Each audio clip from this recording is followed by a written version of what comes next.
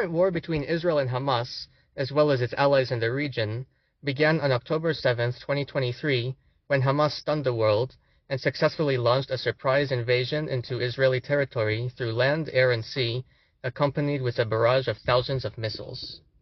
But this was no traditional military campaign. It was marked by unspeakable brutality from the very first moment, designed from the outset to maximize civilian suffering and terror. Numerous massacres occurred in nearby kibbutzim and cities, as well as the infamous Nova Music Festival. Hundreds of men, women, and children were shot, kidnapped, burnt alive in their homes and cars, tortured, and even raped. This single-day assault saw nearly 1,200 murders and over 200 kidnappings. Perhaps most infamously of all, an infant and a toddler belonging to the Bibas family, Ariel and Kfir, were kidnapped and held captive for several weeks prior to being choked to death by hand. As you can see here, the October 7th map provides a very detailed visualization of all the casualties. I also recommend the documentary Streams Before Silence for testimonies of tortures and... Obviously, as a Jew and half Israeli, I was severely shocked by the attack of October 7th.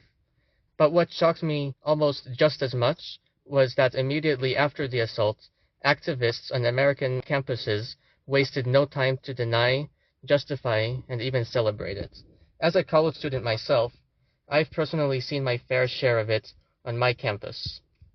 No less than 4 days into this attempted act of genocide, the MSA on campus tabled to advertise their planned protest on October 18th, handing out these flyers, providing justifications for the attack, and referring to it as a day of resistance. Walking past the table, I also heard them say, "Support the resistance, don't be brainwashed by the media, support our protest." The message seems to suggest that the media lied and fabricated the atrocities of October 7th. And let's be real, it's probably because they think the Jews control the media or something like that. In the following days, they stepped up their advertising for the pending protest. These are some of the flyers they posted all over campus. As you can see, they were already referring to it as a genocide just 10 days into the war, despite the fact that Israel hadn't even invaded the Gaza Strip in retaliation yet. They said resistance is justified when people are occupied, explicitly endorsing the October 7th attack, and put a cartoon repeating the trope that Jews censor and control the media. By the way, this drawing was actually made by a political cartoonist named Carlos Latov, who won second place in an international contest in Iran about mocking the Holocaust, and he accepted the prize. The Socialist Club also endorsed the pending protest, saying that they are horrified by the violence and genocidal rhetoric towards Palestinians, without any mention of the Israelis who were harmed just 10 days prior at the time. Just as a side point, notice how they associate Palestinians as a whole with the October 7th attack, justifying it as Palestinian resistance, but then simultaneously accuse individuals they identify as Zionists of genocidal rhetoric for supposedly associating Palestinians as a whole with the October 7th attack. Anyways, here's what the protest actually looks like. Free, free Palestine! Free, free Palestine! Free, free, free Palestine! Free, free, free Palestine! Free, free Palestine! Free, free Palestine! Free, free, free Palestine! Free, free, free Palestine! From the river to the sea! From the river to the sea! Palestine will be free! Palestine will be free! From the river to the sea! From the river to the sea! Palestine will be free! Palestine will be free! Israel has got to go! Israel has got to go! Israel, you can't hide! Israel, you can't hide! You're committing genocide! You're committing genocide! Say it clear! Say it loud! Say it clear! We don't want Zionists here! We don't want Zionists here! Say it loud! Say it clear! Say it loud! Say it clear! We don't want Zionists here! We don't want Zionists here! Cease fire now! Cease fire now! Cease fire now! Cease fire now! By the way, I'm not exactly sure how they identify Zionists, because they don't make that very clear. But to be honest, my best guess is that they mean any Jew who disagrees with them for supporting Hamas on the October 7th massacre. I don't have this on video, but they also endorsed the chant, "Settlers, settlers, go back home, Palestine is ours alone," and the Arabic version of "From the river to the sea," which actually translates to "Palestine will be Arab" instead of "Palestine will be free," essentially calling to replace Israel with an Arab ethno-state that excludes Jews. So, if you will, I'm just trying to understand. If they don't want us here on campus, and they don't want us in Israel, then, where the hell do you want us to go? I'm not sure, but I'll leave you to interpret that one however you please. But, mind you, they're saying all this less than 2 weeks following the largest massacre of Jews since the Holocaust. In response to concerns from my campus's Hillel over anti-Semitism at their protests, they put out a statement saying Hillel's so-called concerns and accusations of anti-Semitic or anti-Jewish chants should be taken with a microscopic grain of salt. I don't even know what to say. Imagine if a club on campus was accused of being discriminatory towards blacks, and their response was that their so-called concerns or accusations of racist or anti-black behavior should be taken with a microscopic grain of salt. Or even worse, what if it was a police station that referred... Well, okay, never mind. That one was going too far. The following May, they also set up an encampment when the area was planned to be used for a big Jewish block party, which hardly seems to be a coincidence. They also had a sign saying, "Wolfie hates Zionists," with Wolfie being our mascot. Notice how, again, they don't just criticize the Israeli government, but they explicitly express hatred towards individuals who they identify as Zionists, which they never clearly define. My friends have also reported being verbally harassed and spat on at the encampment. More recently, last January, an event called Building Bridges, Understanding the Middle East Conflict was disrupted on my campus because one of the two speakers is a former Israeli soldier. Usually authoritarians are smart enough to pose as free speech absolutists before gaining the power to silence their opponents, but then you have these guys who try to have it both ways.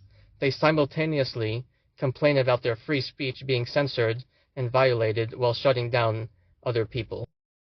Anyways, if all that isn't enough evidence to convince you that SJP is pro-Hamas, then here you go, I guess. The USG and several clubs on campus also accepted a BDS resolution that was drafted by SJP, which made many of my fellow Jewish peers feel excluded and betrayed. Despite all of this, all these experiences I've shared have actually been a walk in the park compared to what countless other Jewish students across the country have faced, especially at Ivy League universities such as Columbia and UCLA. Unlike what happened on my campus, on other campuses, individuals identified as Zionists were physically restricted from going to the places where they needed to go, and at times physically threatened, with complicity from the very same campus authorities they were paying tuition to. We're going this way. You guys have closed the entrance. We are UCLA students. I have my ID right here. I'm being blocked off, not by the security guard, but by you two. You three. Oh, look, they're making their burr while I'm going this way. Excuse me. This is what they do. Everybody, look at this. Look at this. I'm a UCLA student. I deserve to go here. We pay tuition. This is our school. And they're not letting me walk in. My class is over there. I want to use that entrance. Well, I can't take it. Will you let me go in? This could be over in a second. Just let me and my friends go in to class. We're not engaging in that. Then you can move. Will you move? We're not engaging in that. Okay, we're going. We're going. I'm going in. I have my hands up. I'm not hurting them. I'm not hurting them. That's what they do. That's what they do, everybody. You guys are promoting aggression. You guys are promoting hate. We're UCLA students. We deserve to be there. Let's go. Tense moments playing out at Cooper Union during a pro-Palestinian rally yesterday. A group of Jewish students say they were locked inside the library after students involved in the demonstrations ran into the building chanting "Free Palestine" while banging on the doors and windows. One Jewish student that was inside the library speaking to Fox 5. The banging probably lasted around a minute, maybe 2 minutes, and I started crying immediately. I was very scared. The student went on to say that they tried to call police. Cooper Union tells us the library had to be closed down for about 20 minutes while protesters moved through the building. They basically realized that they weren't going to get inside the library because the door was locked. So they ran around to the side of the library, which is just a wall of windows that leads to a different hallway. Cooper Union just started yelling at us through these windows. Attention, everyone. Can I get everyone to form a human chain right here, please? We have Zionists that have entered the camp. My chest! Repeat after me. We have Zionists. Who have entered the camp. We are going to create a human chain. Where I am standing. So that they do not pass this point. And infringe upon our privacy. And try to disrupt our community. And so, be glad, be grateful that I'm not just going out and murdering Zionists. It even got so bad that the rabbi at Columbia advised Jewish students to go home for their own safety. There's also a film called October 8th about what happened on campuses nationally, if you want to see more about that. Not only did they intimidate Jews on college campuses, but also literally anyone who disagreed with them, as you would expect from any authoritarian movement.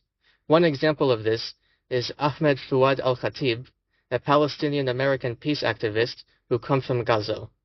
Despite the fact that he tragically lost dozens of family members in an Israeli bombing, and that he has relentlessly criticized Israel's conduct during the war, SJP disrupted a speech he gave at a prominent New Jersey university because of his harsh criticisms of Hamas and pro-Hamas activists in the United States.